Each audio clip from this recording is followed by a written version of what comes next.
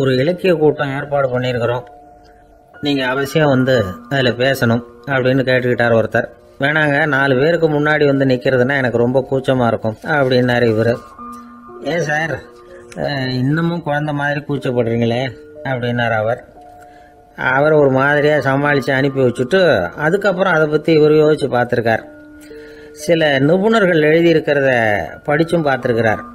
மனோதத்துவ நிபுணர்கள் என்ன சொல்கிறாங்க தெரியுமா? 10லேருந்து 20% குழந்தைகள் பிறக்கிறப்பவே கூச்ச சுபாவம் கொண்டதாக தான் இருக்குதான். ஒரு தாத்தா தன்னோட பேர பிள்ளைய ஆசையாக கூப்பிடுறார் விளையாட்டு காட்ட, அதை அழுதுகிட்டு ஓடி போகுது. ஒரு அம்மா தன்னோட பிள்ளைய பள்ளிக்கூடத்தில் சேர்க்கறதுக்காக கூப்பிட்டுக்கிட்டு போகிறாங்க. அந்த புள்ள அம்மாவோட முந்தானையில் ஒளிஞ்சிக்கிட்டு வெளில வரமாட்டேங்குது. இவங்களெல்லாம் எப்படி சமாளிக்கிறது? குழந்தைகளோட கூச்ச சுபாவத்தை போக்குறது எப்படி? இதுக்கு நிபுணர்கள் சில யோசனைகளை சொல்லியிருக்கிறாங்க. மற்றவங்களுக்கு முன்னாடி என் பையனுக்கு கூச்சம் ரொம்ப அதிகம் சார், மற்றவங்க பார்த்தா ரொம்ப வெக்கப்படுறான், இப்படி சொல்கிற அப்பாக்கள் உண்டு.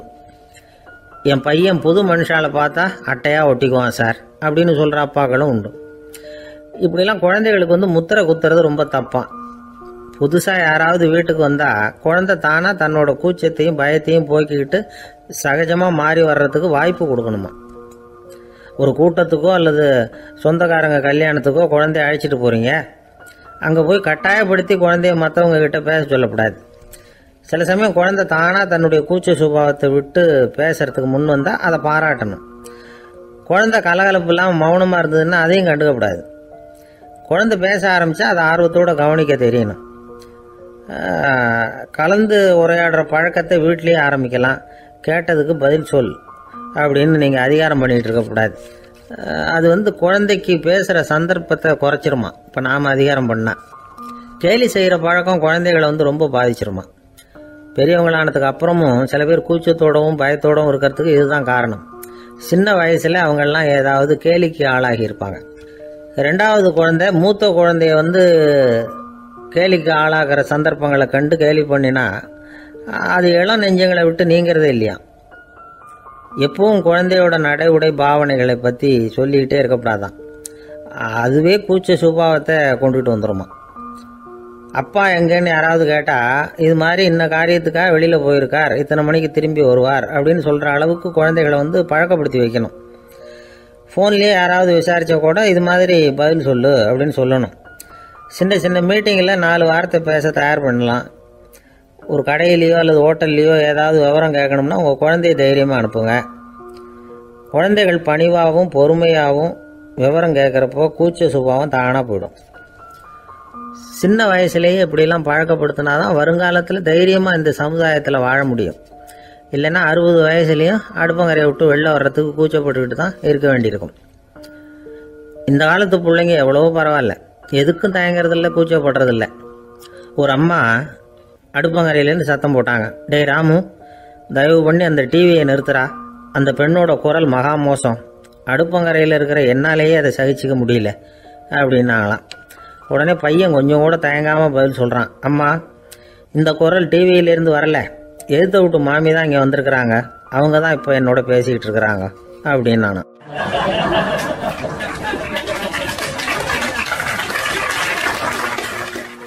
ஐயா, உங்கள் பேரை தொடர்ந்து தினம் கேட்டுக்கிட்டு இருக்கிறேன் அப்படின்னார் ஒருத்தர். தொடர்ந்து கேட்குறீங்களே, உங்களுக்கு காது வலிக்கலையா அப்படின்னு கேட்டோம். பேசுகிற உங்களுக்கே வாய் வலிக்கலை அப்படிங்கிறப்போ கேட்குற எங்களுக்கு எப்படி காது வலிக்கும் அப்படின்னார். நம்ம உடம்புல ஒரு அதிசயம் என்ன தெரியுமா? ரொம்ப நேரம் நாம் நடக்கிறோம்னு வச்சுக்கோங்க, கால் வலிக்கும். ரொம்ப நேரம் வேலை செஞ்சால் கை வலிக்கும், உடம்பு வலிக்கும். ரொம்ப நேரம் பார்த்துக்கிட்டே இருந்தால் கண்ணு வலிக்கும். ரொம்ப நேரம் பேசிக்கிட்டே இருந்தால் வாய் கூட வலிக்கும். ஆனால் ரொம்ப நேரம் கேட்டுக்கிட்டே இருக்கிறதுனால காது வலிக்கிறது இல்லை. அதனால் கேட்கறதுக்கு முக்கியத்துவம் கொடுத்தாங்க நம்ம பெரியவங்க. திருவள்ளுவர் வந்து தேவையில்லாமல் வார்த்தைகளை உபயோகப்படுத்த மாட்டார். ஒரு திருக்குறள்னு எடுத்துக்கிட்டாவே அதில் மொத்தம் 7 வார்த்தைகள், அவ்வளவுதான். அப்படி 7 வார்த்தைகள் மட்டுமே உள்ள ஒரு திருக்குறளில் வள்ளுவர் ஒரே வார்த்தையை 5 தடவை உபயோகப்படுத்தியிருக்கிறார், திரும்ப திரும்ப பயன்படுத்தியிருக்கிறார். அப்படின்னா அதை எந்த அளவுக்கு வலியுறுத்தி சொல்கிறார் அப்படிங்கிறத நாம் புரிஞ்சுக்கணும். அது என்ன குறள்? செல்வத்துள் செல்வம் செவிச்செல்வம், அச்செல்வம் செல்வத்துள் எல்லாம் தலை. செவிச்செல்வம்ங்கிறது அவ்வளவு முக்கியமானது. கற்றலின் கேட்டல் நன்று. அதிகம் கேட்கணுங்கிறதுக்காக தான் எவ்வளவு கேட்டாலும் காது வலிக்கிறதில்ல. குறைச்சலாக பேசணும், அதிகமாக கேட்கணும். இன்னொரு விஷயம் கவனிங்க, நம்ம உடம்புல கண்ணுக்கு மூடி இருக்குது, எதையாவது நாம் பார்க்க விரும்பலைன்னா உடனே கண்ணை மூடிக்கலாம். நம்ம வாய்க்கு மூடி இருக்குது, பேச விருப்பம் இல்லையா, வாயை மூடிக்கலாம். மூக்குக்கு கூட மூடிக்கிற வசதி இருக்குது, எதையாவது முகர விருப்பம் இல்லையா, மூச்சை அடைக்கலாம். ஆனால் பாருங்கள், காதுக்கு மூடி கிடையாது, அதை கையால் தான் மூட முடியும். யார் என்ன சொன்னாலும் அது நல்லதோ கெட்டதோ காதில் விழுந்துக்கிட்டு தான் இருக்கும். அறிவு தான் நல்ல விஷயங்களை எடுத்துக்கிட்டு கெட்ட விஷயங்களை விட்டுடணும். நல்ல கருத்துக்கள் நம்ம காதில் நிறைய விழுந்துக்கிட்டே இருக்கணும். அதை கேட்டு நாம் நல்லபடியாக வாழணுங்கிறது தான் படைப்பின் விருப்பம். ஆன்மீகவாதிகள் கூட ஒன்று சொல்லுவாங்க, அதாவது ஆன்மீக பாதையில் நீங்கள் முன்னேறணும்னா முதல்ல சிரவணம் செய்யணும்பாங்க. அதாவது பெரியவங்க சொல்கிற நல்ல கருத்துக்களை கேட்கணும் அப்படின்னு அதுக்கு அர்த்தம். அதனால் யார் நல்ல கருத்துக்களை சொன்னாலும் அதை காது கொடுத்து கேளுங்க. இவ்வளவு கருத்துக்களையும் நம்ம நேயர் ஒருத்தர்கிட்ட சொல்லிகிட்டு இருந்தோம். அவரும் சரி சரின்னு தலையாடிக்கிட்டே இருந்தார். அப்புறம் சொன்னார், நீங்கள் சொல்கிறது சரிதான் சார், காதுக்கு மூடி இல்லைங்கிறது ரொம்ப சரி, அதனால தான் உங்கள் தகவல் கூட நாங்கள் விரும்புகிறோமோ இல்லையோ தினம் காதில் விழுந்துக்கிட்டு இருக்குது அப்படின்னார். எங்களுக்கு ரொம்ப பெருமையாக இருந்தது. அப்படியா அப்படின்னோம். ஆனாலும் என்ன மாதிரி சில பேர் நீங்கள் தகவல் சொல்கிற சமயத்தில் காதில் மூடி இல்லையேன்னு சொல்லி கவலைப்படுறதில்ல சார் அப்படின்னார். ஏன்னு கேட்டோம். காதை மூடுறதுக்கு தானே வசதி இல்லை, ரேடியோவை மூடுறதுக்கு வசதி இருக்குதுல்ல, அதனால் டக்குன்னு அதை மூடி வச்சுருவோம் அப்படின்னார்.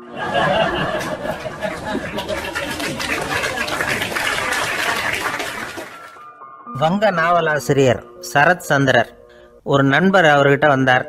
வழக்கமாக எல்லா எழுத்தாளர்கள்கிட்டையும் கேட்குற ஒரு கேள்வியை கேட்டார். நீங்கள் எழுத்துத்துறைக்கு வந்தது எப்படி? இதுதான் கேள்வி. அதை தெரிஞ்சு என்ன பிரயோஜனம்னார் சரத் சந்திரர். சும்மா சொல்லுங்களேன், தெரிஞ்சுக்கிறேன் அப்படின்னார் வந்தவர். சரி சொல்கிறேன்னு ஆரம்பித்தார். நான் ரங்கூனில் வேலை பார்த்துக்கிட்டு இருந்தேன். சம்பளம் பத்தல, வேலையும் பார்த்துக்கிட்டு ஒரு பலசரக்கு கடை வைக்கலாம்னு நினச்சேன். என்னால் மளிகை கடை வச்சு சரியாக நடத்த முடியுமாங்கிற சந்தேகம் என் மனைவிக்கு.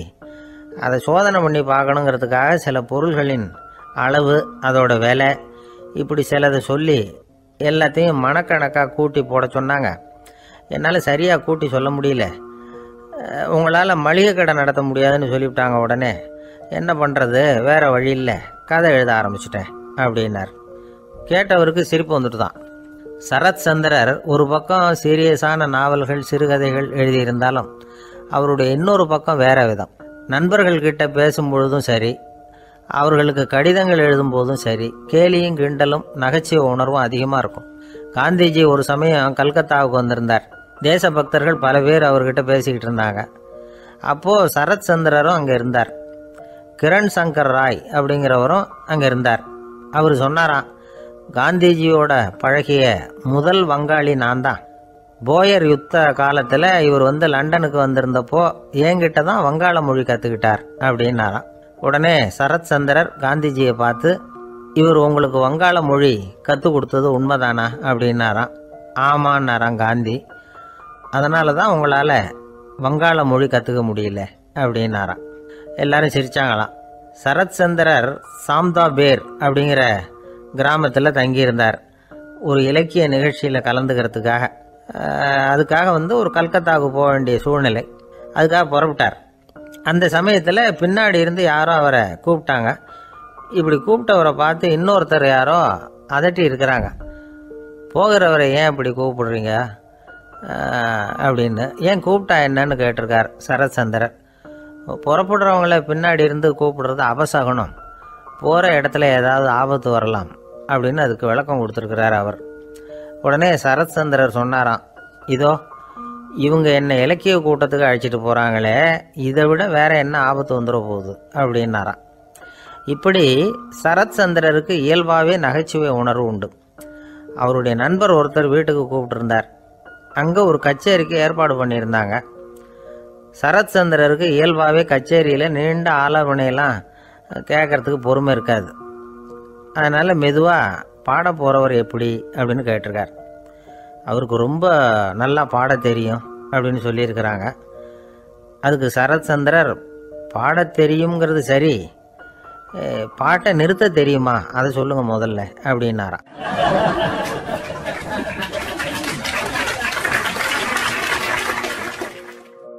கங்கை கரை தோட்டம் பக்கத்தில் ஒரு ஆசிரமம், அங்கே ஒரு பெரியவர் தங்கியிருக்கிறார். அவர் தான் ராமகிருஷ்ண பரமஹம்சர். அந்த ஆசிரமம் இருந்த இடம் கரக்பூர். வங்காளத்தில் பொதுவாக எல்லாரும் மீன் சாப்பிட்றது உண்டு. கங்கையில் குளிச்சுட்டு கையில் ஒரு மீனோடு வர்றது வழக்கம். இவர் இருக்கிற இடத்துக்கு கங்கையில் படகு வழியாக வரணும். அப்படி தான் எல்லோரும் வருவாங்க. வர்றவங்கள ஒன்று கூட்டி ஆன்மீக விஷயங்களை பற்றி பேசிக்கிட்டு இருப்பார். ஒவ்வொரு நாள் ஒவ்வொருத்தர் நகரத்துக்கு போகணும். வரும்பொழுது மீன் கொண்டுக்கிட்டு வரணும். அதுக்கு ஒரு அட்டவணையே உண்டு ஆசிரமத்தில். அது பிரகாரம் ஒரு நாள் சுவாமி யோகானந்தர் படகில் போனார். படகை செலுத்தினவங்க ராமகிருஷ்ணரையும் சுவாமி யோகானந்தரையும் மற்றவங்களையும் பித்தர்கள் அப்படின்னு சொல்லி ஏளனமாக பேசினாங்க. அவங்க என்ன பைத்தியம் பிடிச்சவங்க அப்படிங்கிறது மாதிரி. சுவாமி யோகானந்தருக்கு ரொம்ப மென்மையான இதயம். இவங்க இப்படி கண்ணாபின்னான்னு பேசுகிறத பார்த்தா மீனை வாங்கிட்டு திரும்புகிறப்போ என்ன நடக்குமோ அப்படிங்கிற பயம் வேறு வந்துட்டுது அவருக்கு. அவ்வளவு மென்மையானவர். இதை தெரிஞ்சுக்கிட்ட ராமகிருஷ்ணர், யோகானந்தா இங்கே வா அப்படின்னு கூப்பிட்டார். இவர் கண்ணீரை தொடச்சிக்கிட்டே கிட்ட போனார்.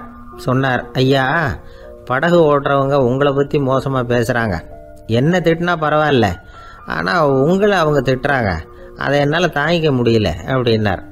இதை கேட்டதும் ராமகிருஷ்ணருக்கு கோபம் வந்துட்டு தான். என்னது, உன்னுடைய குருவை பற்றி அவங்க மோசமாக பேசும்பொழுது நீ சும்மா இருந்தியா? வெளியில் போ அப்படின்னு விட்டார்.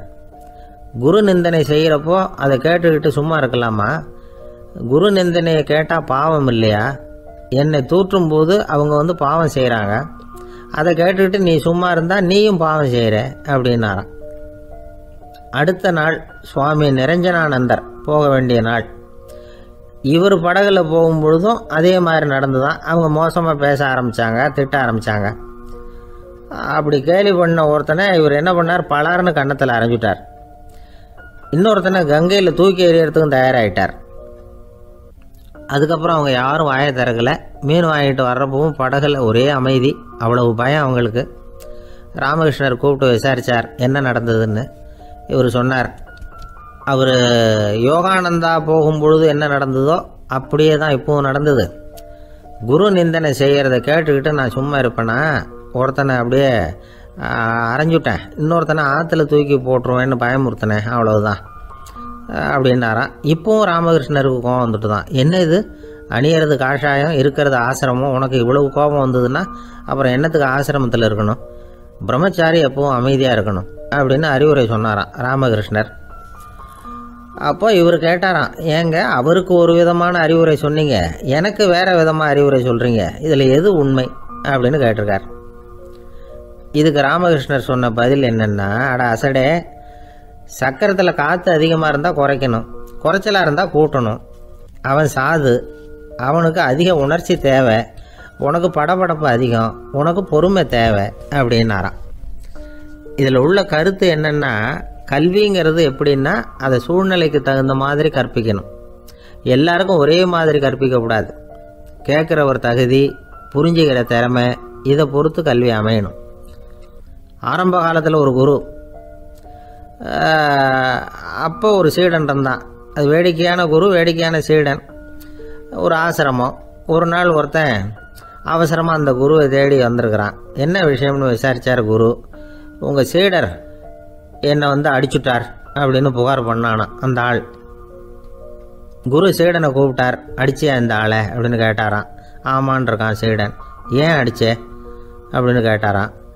இந்த ஆள் உங்களை பற்றி மட்டமாக பேசிவிட்டான், என்னால் அதை தாங்கிக்க முடியல, அதனால தான் அடிச்சுட்டேன்ருக்கான்.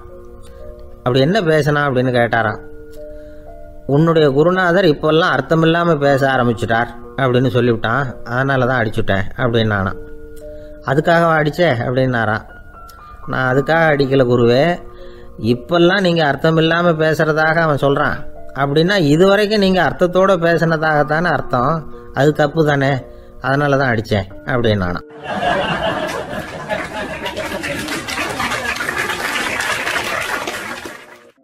ஒரு பெரியவர் உட்கார்ந்துருக்கிறார். அவரை சுற்றி அவருடைய தோழர்கள் உட்காந்துருக்கிறாங்க. ஏதோ ஒரு முக்கியமான செய்தியை அவர் அவங்களுக்கு சொல்லிகிட்டு இருக்கிறார். அவங்களும் ஆர்வமாக கேட்டுக்கிட்டு இருக்கிறாங்க. இந்த சமயத்தில் யாரோ ஒரு ஆள் வேகமாக அங்கே வர்றார். வர்ற வேகத்திலேயே எனக்கு ஏதாவது உதவி செய்யுங்க அப்படின்னு கேட்டுக்கிட்டே வர்றார். கேட்குறது உதவி, ஆனால் குரல் மிரட்டுறது மாதிரி இருக்குது. அதட்டி கேட்குறது மாதிரி இருக்குது. இதை கேட்டதும் அந்த பெரியவர் ஆத்திரப்படலை, ஆனால் அவரை சுற்றி இருந்தவங்க ஆத்திரப்பட்டாங்க. இதை பெரியவர் கவனித்தார். கொஞ்சம் அமைதியாக இருங்கன்னார். வந்தவரை கூப்பிட்டார். அவருக்கு சில பொருள்களை கொடுத்தார். என்னங்க இப்போ உங்களுக்கு மகிழ்ச்சி தானே அப்படின்னார். ஆ அப்படின்னு அலட்சியமாக அவர் சொல்கிறார். நான் உங்களை நல்ல முறையில் நடத்தினேன்னா அப்படின்னு கேட்குறாரு அவர் மறுபடியும். அதெல்லாம் ஒன்றும் இல்லை அப்படின்னு சொல்லி அவர் சொல்லிகிட்டு இருக்கிறாரு. குரலில் கடுமை குறையில. சுற்றி இருந்தவங்களால இதை பொறுத்துக்க முடியல. கோபத்தோடு அவரை நோக்கி நெருங்க ஆரம்பித்தாங்க. பெரியவர் அவங்களையெல்லாம் தடுத்து நிறுத்தினார். வந்தவரை வாங்க என்னோட அப்படின்னு சொல்லி அழைச்சிட்டு போனார். வீட்டுக்கு போனார். அங்கே போனதும் இன்னும் சில பொருள்களை எடுத்து அவர்கிட்ட கொடுத்தார். இப்போ திருப்தி தானே, நான் உங்ககிட்ட நல்ல முறையில் நடந்துக்கிட்டேனா அப்படின்னார். அவர் முகம் இப்போ தான் கொஞ்சம் மலர்ந்தது. ரொம்ப நன்றி, இறைவன் உங்கள் குடும்பத்துக்கு எல்லா நன்மைகளையும் செய்வான் அப்படின்னு சொன்னார். இதே வார்த்தைகளை என்னுடைய தோழர்கள்கிட்டே சொல்லிட்டீங்கன்னா அவங்க கோபம் தணிஞ்சிரும், வர முடியுமான்னார். கண்டிப்பாக வர்றேன் அப்படின்னாரு. மறுநாள் காலையில் அந்த இடத்துக்கு வந்தார். அதே மாதிரி சொல்லிவிட்டு அவர் போயிட்டார். தோழர்கள்லாம் ரொம்ப வியப்போடு பெரியவரை பார்த்தாங்க. அந்த பெரியவர் தான் நபிகள் நாயகம். அவர் சொன்னார், ஒருத்தன் ரொம்ப ஆசையாக ஒரு ஒட்டகத்தை வளர்த்துக்கிட்டு வந்தான். ஒரு நாள் அந்த ஒட்டகம் கயத்தை அறுத்துக்கிட்டு ஓடி போயிட்டுது. அக்கம் பக்கத்தில் இருக்கிறவங்கெல்லாம் அந்த ஒட்டகத்தை பிடிக்கிறதுக்கு முயற்சி பண்ணாங்க. அதை துரத்திக்கிட்டு ஓடினாங்க. ஒட்டகம் தாறுமாறாக ஓட ஆரம்பிச்சிது. இந்த சமயத்தில் ஒட்டகத்தை வளர்த்தவன் அங்கே ஓடி வந்தான். நீங்கள் அதை ஒன்றும் செய்ய வேணாம், விட்டுருங்க. அதோட சுபாவம் எனக்கு நல்லா தெரியும். அதை சுலபமாக என்னோடய வழிக்கு கொண்டுகிட்டு வந்துட முடியும். நான் பார்த்துக்கிறேன், விட்டுருங்கோ அப்படின்னா. எல்லாரும் விலைக்கு போயிட்டாங்க. இவன் என்ன செஞ்சான் தெரியுமா? கொஞ்சம் புல்லை கையில் எடுத்துக்கிட்டு அந்த ஒட்டகத்தை நெருங்கினான். அவ்வளவுதான். அது ஓடி இவன் காலடியில் உட்காந்துக்கிட்டது. செல்லமாக அதை அப்படியே தடவி கொடுத்தான். முதுகில் ஏறி உட்காந்துக்கிட்டான். அது பாட்டுக்கு சாதுவாக நடந்து போகுது. இந்த கதையை நபிகள் நாயகம் தம்முடைய தோழர்களுக்கு சொல்கிறார். ஒட்டகத்தை மட்டும் இல்லை, சில மனிதர்களையும் கூட சில விதத்தில் அணுகி தான் அவர்களை சீர்திருத்த வேண்டியிருக்குது அப்படிங்கிறத அவங்களுக்கு உணர்த்தினார். இது ஒரு அழகான உளவியல் அணுகுமுறை. சில குடும்ப தலைவர்கள் கூட இந்த ஒட்டகம் மாதிரி நடந்துக்கிறது உண்டு, அப்புறம் அடங்கி போகிறதும் உண்டு. ஒரு குடும்ப தலைவர் காலையில் எழுந்திரிச்சதுலேருந்து சத்தம் போட்டு கத்திக்கிட்டு இருப்பார். பக்கத்தில் இருந்தவங்கெல்லாம் ஓடி போய் சமாதானம் பண்ணி பார்த்தாங்க. அவர் ஓயறது மாதிரி தெரியல. கடைசியில் அவர் மனைவி வந்தாங்க. நீங்கள் எல்லாம் விலைக்கு போயிடுங்க, அவர் சுபாவம் எனக்கு தெரியும், நான் பார்த்துக்கிறேன் அப்படின்னாங்க. சரின்னு எல்லாரும் போயிட்டாங்க. சாயந்தரமாக பார்க்குறாங்க, அவர் சத்தம் இல்லாமல் ஒரு மூலையில் உட்காந்துருக்கிறார். ரொம்ப சாதுவா. ஆச்சரியமாக இருந்தது. என்னம்மா பண்ணீங்கன்னு கேட்டாங்க. அது ஒன்றும் இல்லைங்க, ஒரு வேளை சாப்பாட்டை நிறுத்தினேன், பட்னி போட்டேன், அவ்வளவுதான் அப்படின்னாங்க அந்த அம்மா.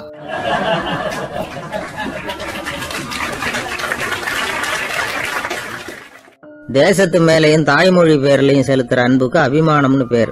தேசாபிமானம்னு சொல்றமே இதுதான். ஒரு கணவன் மனைவி பேர்ல காட்டுற அன்புக்கு காதல்னு பேரு. கடவுள் பேர்ல செலுத்துற அன்புக்கு பக்தின்னு பேரு. இப்படி அன்புல பல ரகம் இருக்கிறப்போ அதுல உள்ள வித்தியாசம் தெரியாம இடம் மாத்தி அன்பு காட்டினா இடைஞ்சல் தான். சரி, இந்த அன்பை பத்தி விஞ்ஞானம் என்ன சொல்லுது தெரியுமா? இதயத்தை பாதுகாக்கிறதுக்கு முக்கியமா தேவைப்படுற ஒண்ணு இந்த அன்புதான்னு சொல்லுது. நெதர்லாந்து விஞ்ஞானிகள் இதை ஆராய்ச்சி பண்ணியே கண்டுபிடிச்சிருக்கிறாங்க. கொஞ்சம் முயல் குட்டிகளை 2 பிரிவா பிரிச்சாங்க. 2 குரூப்புக்கும் கொழுப்பு அதிகமா உள்ள ஆகாரத்தையே கொடுத்துக்கிட்டு வந்தாங்க. ஆனா ஒரு குரூப்புக்கு வெறுமன ஆகாரத்தை கொடுத்ததோட சரி, இன்னொரு குரூப் முயல்களுக்கு ஆகாரம் கொடுத்ததோட நிறுத்திக்கல. அதுக்கு முன்னாடி கூண்டுகளை திறந்து விட்டு முயல்களை கொஞ்ச நேரம் எடுத்து கொஞ்சி விட்டு அதுக்கப்புறமா ஆகாரம் கொடுத்தாராம் ஆராய்ச்சியாளர். இந்த குரூப்புக்கு இதய பாதிப்பு 60% குறைச்சலா இருந்துதான். சில நோயாளிகளுக்கு ஹார்ட் அட்டாக் வந்தாலும் அதை தாங்கிக்கிட்டு குணமாகிற சக்தி அதிகமா இருக்குது. இது எப்படின்னு ஆராய்ச்சி பண்ணி பார்த்துருக்குறாங்க. அவங்கெல்லாம் மனைவி தன் பேர்ல ரொம்ப அன்பா இருக்கிறதாக நினைக்கிறவங்களா இருக்கிறாங்களாம். இதய நோயாளிகள் பல பேரை சந்திச்சு இதய நோய் ஏற்பட என்ன காரணம்னு கேட்டிருக்கிறாங்க. அவங்க சொன்ன காரணம்லாம் சாப்பாடு சம்பந்தமா இல்லையா, மனைவி அன்பா இல்ல, இப்படிப்பட்ட காரணத்தை தான் சொல்றாங்களாம். அதனால இதயத்தை பாதுகாக்கணும்னு நினைக்கிறவங்க அடுத்தவங்க அன்பா இருக்கிறது மாதிரி பாத்துக்குங்க, அதுதான் முக்கியம். ஒருத்தர் முகம் பூரா பிளாஸ்டரி போட்டுக்கிட்டு வந்தார். ரொம்ப கோபமா, என்னங்க ஆச்சுன்னு விசாரிச்சேன். எல்லாம் உங்களால தான் சார்னார். விவரமா சொல்லுங்களேன். என்ன, உங்கள் தகவலை கேட்டுட்டு ஒரு பூனைக்குட்டியை கையில் எடுத்தேன், அன்பா அதை தடவி கொடுக்கறதுக்காக. ஆனால் அது முந்திக்கிட்டது. அது என் முகத்தை தடவி கொடுத்துட்டுது. முகம் பூரா நகை கீறல். அதுதான் இப்படி அப்படின்னார்.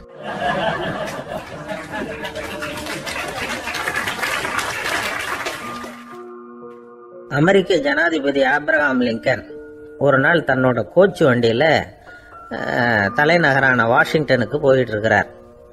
கோச்சு வண்டி ஒரு சாலையில் போயிட்டு இருக்கு. அந்த சாலைக்கு ஒரு பக்கத்தில் பயங்கரமான சதுப்பு நிலம். சதுப்பு நிலம்னா அது புதைகுழி, புதை மணல்ங்கிறோம்ல, அது மாதிரி.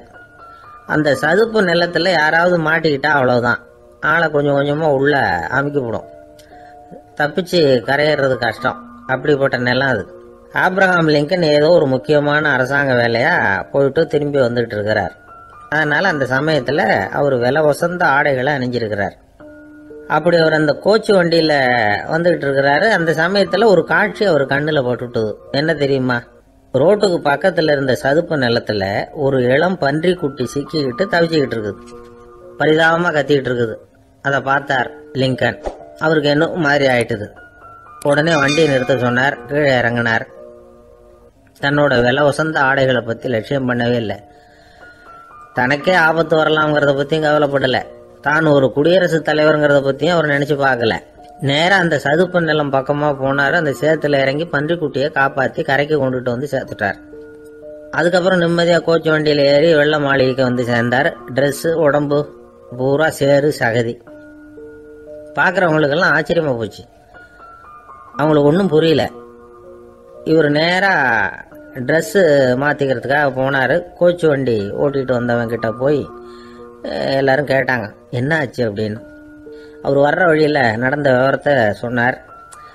ஆப்ரஹாம் லிங்கனுடைய இந்த இறக்க குணத்தை எல்லாரும் பாராட்டினாங்களாம், புகழ்ந்தாங்களாம். ஆனால் இதுக்கு லிங்கன் என்ன பதில் சொன்னார் தெரியுமா?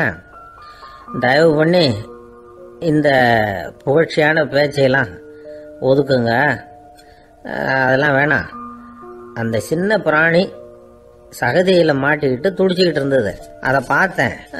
உடனே என்னுடைய இதயத்தில் ஒரு முள்ளு தைச்சது மாதிரி ஒரு உணர்வு. அந்த முள்ளை பிடுங்கி எறிஞ்சேன், அவ்வளவுதான். உண்மையில் அந்த பிராணிக்கு நான் உதவினேங்கிறத விட எனக்கு ஏற்பட்ட இன்னலை போக்கிக்கிட்டேன் அப்படிங்கிறது தான் உண்மை. அதுதான் பொருத்தம். அப்படி இருக்கிறப்போ இதில் புகழறதுக்கு என்ன இருக்குது அப்படின்னாரு ஆப்ரஹாம் லிங்கன். எவ்வளவு யதார்த்தமான வார்த்தைகள் பாருங்க. இந்த காலத்தில் நம்மளையும் பல பேர் அப்படி உண்டு.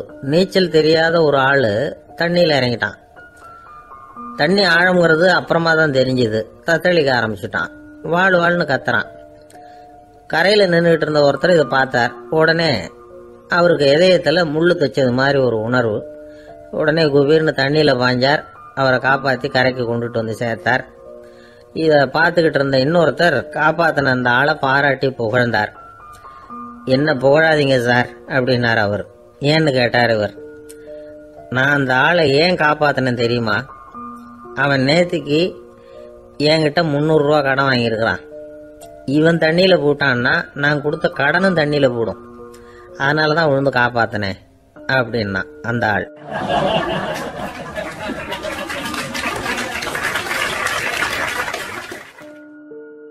ஒருத்தர் ரொம்ப அவசரமாக போயிட்டு இருந்தார். எங்கே சார் போகிறீங்கன்னு கேட்டோம். எனக்கு வேண்டியப்பட்ட ஒருத்தருக்கு குழந்தை பிறந்திருக்கிறதாக செய்தி வந்திருக்கு, அதுதான் ஆஸ்பத்திரிக்கு போயிட்டுருக்கேன், பார்த்துட்டு வரலாம்னு அப்படின்னார். அப்படின்னா கொஞ்சம் இப்படி உட்காருங்க அப்படின்னோம். சில விவரமெல்லாம் சொல்கிறேன், கேட்டுட்டு போங்க அப்படின்னோம். உட்காந்தார். அப்புறம் சொல்ல ஆரம்பித்தோம். புதுசாக பிறந்திருக்கிற ஒரு குழந்தைய பார்க்க போகிறதுன்னா அது சாதாரண விஷயம் இல்லை. அதில் ரொம்பவும் கவனமாக நடந்துக்கணும். புது குழந்தைக்கு நோய் சுலபமாக தொற்றும். முக்கியமாக காற்று மூலமாக பரவுற நோய்கள் சுலபமாக வந்துடும்.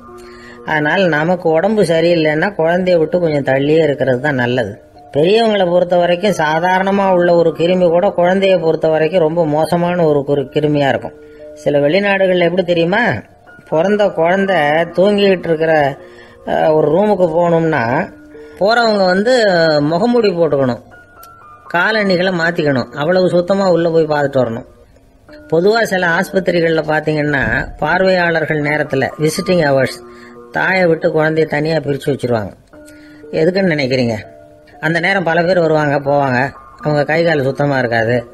சுத்தம் இல்லாத கைகள் மூலமாக கிருமிகள் பரவும். சுத்தமில்லாத கைன்னா மண்ணு தூசி படிஞ்சிருக்கிற கை மட்டும் தான் அர்த்தம் இல்லை. சாலையில் கையை வீசிக்கிட்டு நடந்து வர்றீங்க, குழந்தைய பொறுத்த வரைக்கும் அது கூட சுத்தம் இல்லாத கை தான். தாயை தவிர மற்றவங்க குழந்தைய தூக்காமல் பார்த்துக்கிறது நல்லது. தாய் கூட அளவோட கொஞ்சிறதோட நிறுத்திக்கணும். புதுசாக ஒரு குழந்தைய பெற்றுருக்கிற பொண்ணுக்கிட்ட மற்ற தாய்மார்கள் ஏதாவது சொல்லிக்கிட்டே இருப்பாங்க. குழந்தைய அப்படி வளர்க்கணும் இப்படி வளர்க்கணும் அப்படின்னு ஏதாவது அட்வைஸ் பண்ணிக்கிட்டே இருப்பாங்க. இப்படி ஓவராக அறிவுரை பண்ணுறது அந்த பொண்ணை குழப்பி விட்டுரும். அதனால் அப்படிலாம் பண்ணக்கூடாது. அந்த பெண்ணே ஏதாவது கேட்டால் கூட டாக்டர் சொல்ல வேண்டிய விவரங்களை எல்லாம் நாமே சொல்லிக்கிட்டு இருக்கக்கூடாது. புதுசாக பிறந்திருக்கிற குழந்தைய மட்டும்தான் இப்படி பார்க்கணும்னு இல்லை. ஒரு நோயாளி குழந்தைய பார்க்க போகிறதுனா கூட ரொம்ப எச்சரிக்கையாக தான் நடந்துக்கணும். ஒரு தின்பண்டமோ விளையாட்டு சாமானோ அந்த குழந்தைக்கு நாம் வாங்கிட்டு போகிறதா வச்சுக்குவோம். அதை நேராக கொண்டுகிட்டு போய் அந்த குழந்தைகிட்டே கொடுக்கக்கூடாது. அதோட அப்பா அம்மா கிட்ட ரகசியமாக கொடுக்கலாம். அவங்க முடிவு பண்ணட்டும் குழந்தைகிட்ட அதை கொடுக்கலாமா வேண்டாமாங்கிறத. அவங்களுக்கு தான் தெரியும் அதோட மனசும் உடம்பும். உங்கள் அக்கறையை காட்டுறதா நினச்சிக்கிட்டு குழந்தை வாயில் எதையும் கொண்டுட்டு போய் போடாதீங்க. போகிறப்போ உங்கள் வீட்டு குழந்தையும் அழைச்சிட்டு போகாதீங்க. இது நோயை வாங்கிட்டு வந்துடும், அல்லது புதுசாக ஒரு நோயை அதுக்கிட்ட கொடுத்துட்டு வந்துடும். என்னதான் உங்களுக்கு பழக்கமான குழந்தையா இருந்தால் கூட அதுக்கு விருப்பம் இல்லைன்னா பேசக்கூடாது. அங்கே போய் அவங்க பள்ளிக்கூடத்தை ஞாபகப்படுத்திகிட்டு இருக்கக்கூடாது. நோயில் இருக்கிறப்ப ஸ்கூலை பற்றி பேச அது விரும்பாது. ஆஸ்பத்திரியை விட்டு வெளியில் புறப்படுறப்போ குழந்தைகிட்ட சொல்லணும்னு அவசியம் இல்லை. அதோட அப்பா அம்மா கிட்ட சொல்லிவிட்டு புறப்பட்டா போதும். குழந்தை கோபிச்சிக்காது. சமூக சம்பிரதாயத்தை பற்றி அது கவலைப்படுறதில்லை. இப்படி எல்லா விவரமும் நம்ம எதிரில் உட்காந்துருந்தவங்க கிட்ட சொல்லி முடித்தோம். ரொம்ப நன்றி சார் அப்படின்னு சொல்லிவிட்டு அவர் புறப்பட்டார். குழந்தைங்க கொஞ்சம் வளர்கிற வரைக்கும் தான் நாம் எச்சரிக்கையாக இருக்கணும்னு இல்லை, வளர்ந்த பிறகு இன்னும் எச்சரிக்கையாக இருக்கணும். ஒரு பையன் பள்ளிக்கூடத்துலேருந்து திரும்பி வீட்டுக்கு வந்தான். முகம் பூரா நகத்தால் கீறி இருந்தது. அப்பா பார்த்து பயந்துட்டார். யாருடா உன்னை இப்படி பண்ணது அப்படின்னார். என் கூட படிக்கிற இன்னொரு பையன். நான் நாளைக்கு உன் கூட பள்ளிக்கூடத்துக்கு வர்றேன், நீ எனக்கு அவனை அடையாளம் காட்ட முடியுமான்னார். அது ரொம்ப சுலபம் நான் பையன். எப்படின்னார் அப்பா. அவன் காதில் ஒன்றை கையோடு எடுத்துகிட்டு வந்திருக்கிறேன், இதோ என் பையில தான் வச்சுருக்கேன் அப்படிங்கிறான் அந்த பையன்.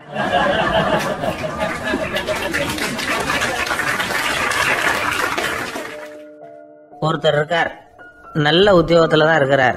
ஆனால் எப்போ பார்த்தாலும் முகத்தை வெறுப்பாக வச்சிருப்பார். அப்படியே வருவார் போவார். ஏன் சார் இப்படி இருக்கிறீங்க அப்படின்னு விசாரித்தோம். ஏன்டா இந்த வேலைக்கு வந்தோம்னு இருக்கு சார் அப்படின்னார். உங்கள் வேலை உங்களுக்கு பிடிக்கலையா அப்படின்னு கேட்டோம். இல்லைன்னார். இப்படிப்பட்டவங்க வெற்றிகரமான வாழ்க்கை வாழ முடியாது. இது நிபுணர்கள் கருத்து. வேலையை நேசிக்க தெரிந்தவர்கள் வெற்றி பெறுவார்கள் அப்படிங்கிறாங்க அவங்க. எந்த துறையாக இருந்தாலும் சரி, அந்த துறையில் வெற்றிகரமாக இருக்கிறவங்கள விசாரித்து பாருங்கள். எனக்கு என்னுடைய வேலை ரொம்ப பிடிக்கும் அப்படின்னு சொல்கிறவங்களா தான் இருப்பாங்க. அப்படி இருந்தால் தான் அது வெற்றிகரமாக இருக்க முடியுது அவங்களால. ஒருத்தனுக்கு பிடித்தமான பொழுதுபோக்கே அவனுடைய தொழிலாக இருந்துட்டுதுன்னா அவனை மாதிரி கொடுத்து வச்சவன் வேற யாரும் இல்லை அப்படிங்கிறார் பெர்னாட் ஷா. ஒரு தடவை மன்னர் ஹுமாயூன் உயிரை தண்ணீர் முண்டு ஊற்றுகிற தொழிலாளி ஒருத்தர் காப்பாற்றினாராம் அந்த ஹுமாயூன் உயிரை. உடனே மன்னர் கேட்டிருக்கார், உனக்கு என்ன வேணும்னாலும் கேளு தரேன், உயர் பதவி வேணுமா அப்படின்னு கேட்டாராம். மன்னா, மக்களின் தாகம் தீர்க்கக்கூடிய இந்த பணியை விட உயர்ந்தது உண்டா அப்படின்னாராம் அந்த தொழிலாளி. அவரால் அவருடைய வேலையை நேசிக்க முடிஞ்சுது, அதனால் மகிழ்ச்சியாக இருக்க முடிஞ்சுது. நாமெல்லாம் அப்படி இல்லை. வேலை கிடைக்கிற வரைக்கும் கிடைச்சா போதும் அப்படின்னு இருக்கோம். கிடைச்சதுக்கப்புறம் ஏன்டா அந்த வேலைக்கு வந்தோம்னு ரொம்பவும் அழுத்துக்குவோம். சரி, நாம் இருக்கிற இடத்துல நாம் வெற்றிகரமாக இருக்க வழி உண்டா அப்படின்னா உண்டுன்னு சொல்கிறாங்க. அதாவது மன இயல் நிபுணர்கள் இருக்கிறாங்க இல்லையா, அவங்க அதுக்கு முக்கியமாக 6 வழிகள் சொல்கிறாங்க.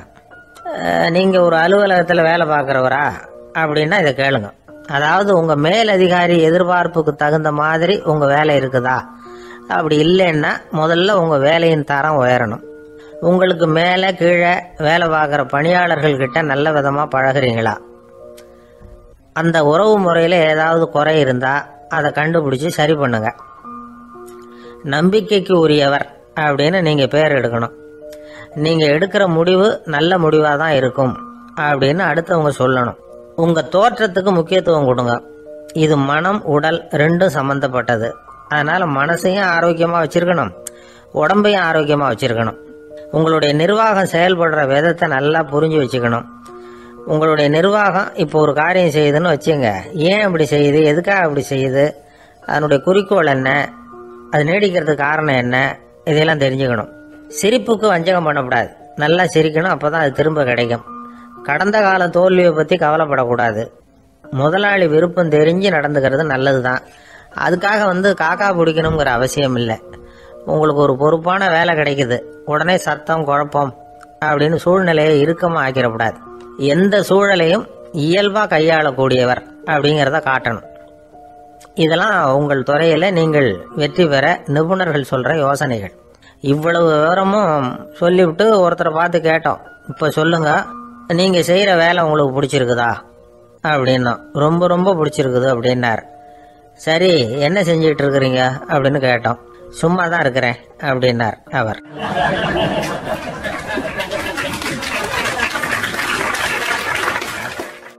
அள்ள அள்ள குறையாதது அட்சய பாத்திரம், அது நமக்கு தெரியும், கேள்விப்பட்டிருக்கிறோம். ஆனால் போட போட நிரம்பாத ஒரு பாத்திரம் உண்டு. அது என்ன தெரியுமா? நம்மளில் பல பேர்கிட்ட அந்த பாத்திரம் உண்டு. அதுதான் பேராசை அப்படிங்கிற பாத்திரம். அதை நிறைவு செய்யவே முடியாது. பேராசையை பற்றி சுஃபி இலக்கியத்தில் ஒரு பிரபலமான கதை உண்டாம். அதை ஒரு பெரியவர் எடுத்து சொல்லியிருக்கிறார். ஒரு மன்னர் நகர்வலம் போயிட்டு இருக்கார். ஒரு பிச்சைக்காரன் மன்னர் எதிரில் வரான். பிச்சை போடுங்கிறான். என்னுடைய அமைதியை கெடுக்காதே போங்கிறார் மன்னர். அவன் சிரிக்கிறான். அரசே, உங்களுடைய அமைதி கிடக்கூடிய நிலையில் இருந்தால் அதுக்கு பேர் அமைதியே கிடையாது அப்படின்னானா. எதிரில் நிற்கிறது வெறும் பிச்சைக்காரன் இல்லை, யோகி அப்படிங்கிறத மன்னர் புரிஞ்சுக்கிட்டார். துறவியே, உங்களுக்கு என்ன வேணும்னாலும் கேளுங்க, கொடுக்குறேன்னாராம். அந்த துறவி மறுபடியும் சிரிக்கிறார். அரசே, உங்களால் முடியாததையெல்லாம் கொடுக்க முடியும்னு சத்தியம் செய்யாதீங்க அப்படின்னார். மன்னருக்கு கோபம் வந்துட்டுது. என்ன இவர் இப்படி சொல்கிறாரு அப்படின்னு நினச்சார். நகர் வளத்தை பாதியிலேயே நிறுத்தினார். வாங்க அரண்மனைக்குன்னார். துறவியை அழைச்சிக்கிட்டு அரண்மனைக்கு வந்துட்டார். துறவி தன்கிட்ட இருந்த பிச்சை பாத்திரத்தை நீட்டினார். இது நிறைய எனக்கு பொற்காசுகள் வேணும் அப்படின்னாராம். அவ்வளவு தானா, இது ஒரு பெரிய காரியமா அப்படின்னு கையை தட்டினாராம் மன்னர். ஒரு பெரிய தாம்பாளம் நிறைய பொற்காசுகள் சேர்ந்தது. அதை அள்ளி போட்டார். போட போட அந்த பிச்சை பாத்திரம் நிரம்பவே இல்லை. பொற்காசுகள் போட போட அவ்வளவையும் உள்ளே வாங்கிக்கிட்டே இருக்குது. அரசாங்க கஜானாவே காலி ஆகிட்டுது. மூட்டை மூட்டையாக பொற்காசுகளை கொட்டி பார்த்துட்டாங்க. அது முழுங்கிக்கிட்டே இருக்குது. கடைசி வரைக்கும் அந்த பிச்சை பாத்திரம் நிரம்பவே இல்லை. அரசர்கிட்ட இருந்த கர்வம் போயிட்டுது. அப்படியே பொத்துன்னு துறவி காலில் விழுந்தார். அப்போ அந்த துறவி சொன்னாராம், மன்னா, இந்த பிச்சை பாத்திரத்தை உங்களால் மட்டும் இல்லை, வேற யாராலையும் நிரப்ப முடியாது.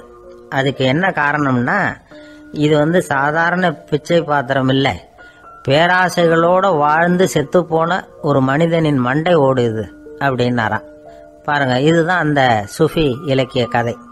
செத்த பிறகும் நிறைவு இல்லைன்னா அது எப்பேற்பட்ட பேராசையா இருக்கும்னு யோசிச்சு பார்த்துங்க.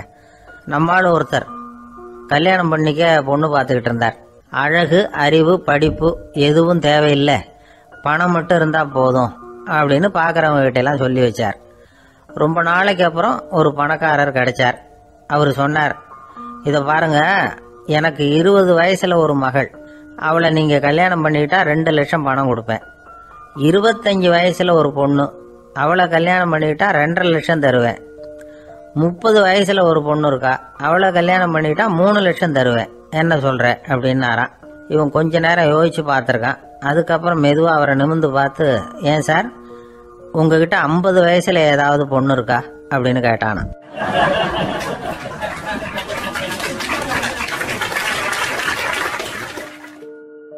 வாழ்க்கையில வெற்றி பெற என்ன வழி? இது ஒரு முக்கியமான கேள்வி. இதுக்கு எல்லாரும் பொதுவாக சொல்ற ஒரு பதில், உழைச்சா வெற்றி பெறலாம் அப்படிங்கிறது தான்.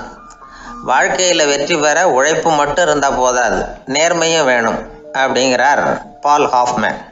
இவர் யார் தெரியுமா? இவர் ஒரு பெரிய பொருளாதார நிபுணர்.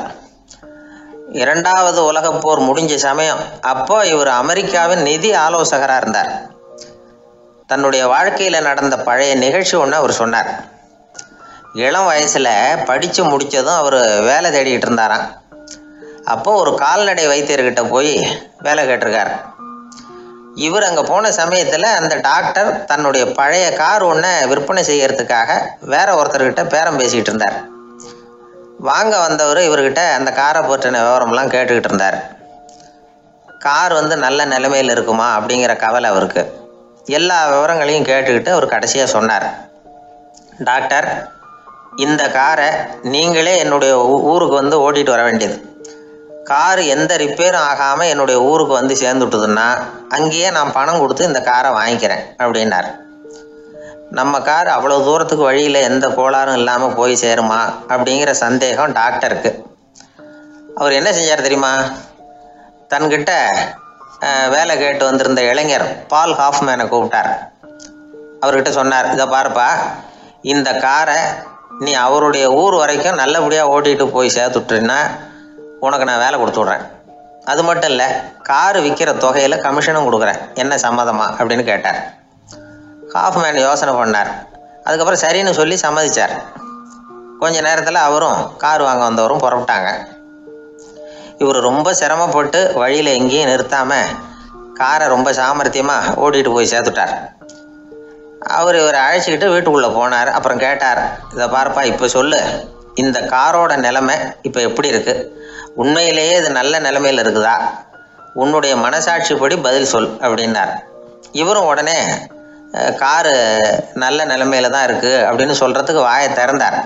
அதுக்குள்ளே பார்வை எதிரில் உள்ள சுவர் மேலே பட்டுது. அங்கே இயேசுநாதர் படம் ஒன்று மாட்டியிருந்தாங்க. அதுக்கு அடியில் எழுதியிருந்த வாசகம் என்னன்னா, நீ பேசும் ஒவ்வொரு வார்த்தையையும் இயேசு கவனித்து கொண்டிருக்கிறார் அப்படின்னு இருந்தது.